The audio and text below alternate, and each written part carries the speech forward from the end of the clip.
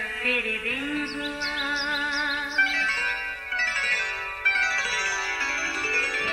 नया फिर दिन हुआ, पुरानी रात का करे सो शुक्र हम खुदा की जात का, खुदा की जात का नया फिर दिन हुआ। आज की आयत और वो नविश्ता ये है मिने मिने तकील ओ फरसीन, और इसके मानी ये हैं यानी खुदा ने तेरी ममलकत का हिसाब किया और उसे तमाम कर डाला। तकील यानी तू तराजू में तोला गया और कम निकला।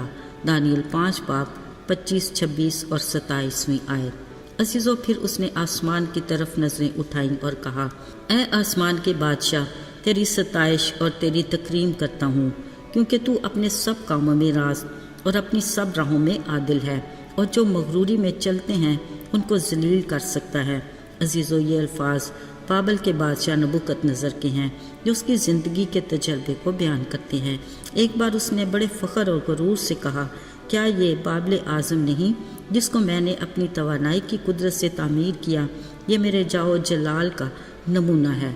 फिर हुआ ये, इसी घुमंड की उसे सज़ा मिली।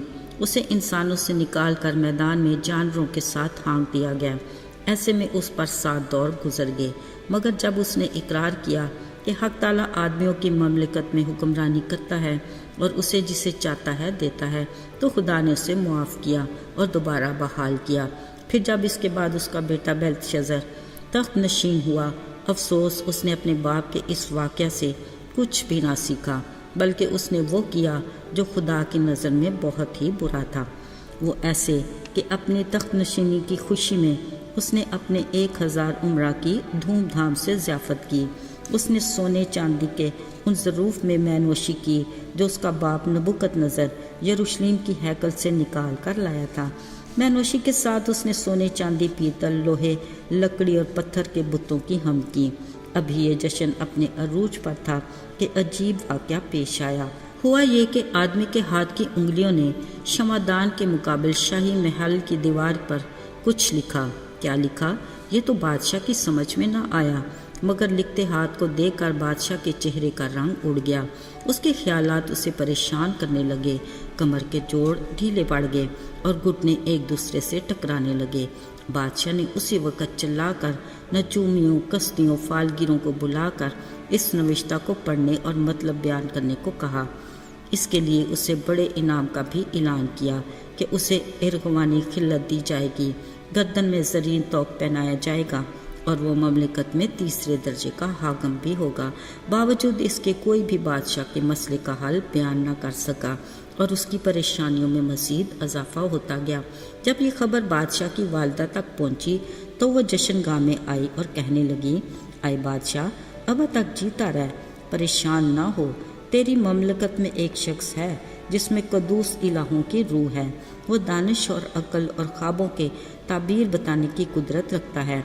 तेरे बाप ने उसे तमाम फालगिरों, नचूमियों का सरदार भी बनाया था और उसका नाम दानियल है।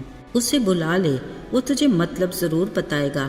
तब बादशाह ने फ़ौरन दानियल को बुलाया और तमाम वाक़या बयान किया।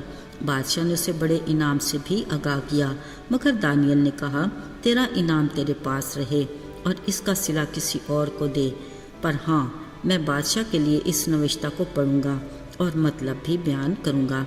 फिर दानियल ने बादशाह को कहा, देख, तूने भी अपने बाप नबूकदनेस्सर की तरह गरूर किया और खुदा की हैकल के ज़रूफ़ में मैनोशी की और बुतों की हम की। अफसोस तूने खुदा की तमजीद ना की, जिसके हाथ में तेरा दम है और जिसके काबू में तेरी सब राहें हैं। नविश्ता ये है, मिन्ने मिन्ने तकील और फरसीन, खुदा ने तेरी ममलकत का हिसाब किया और उसे तमाम कर डाला, यानी तू तराजू में तोला गया और कम निकला। अजीज़ों, अगरचे ये खबर बादशाह के लिए बेहद परेशान कुन थी, मगर उसने अपने वादे के मुताबिक दानियल को उसके इनाम से नवाजा।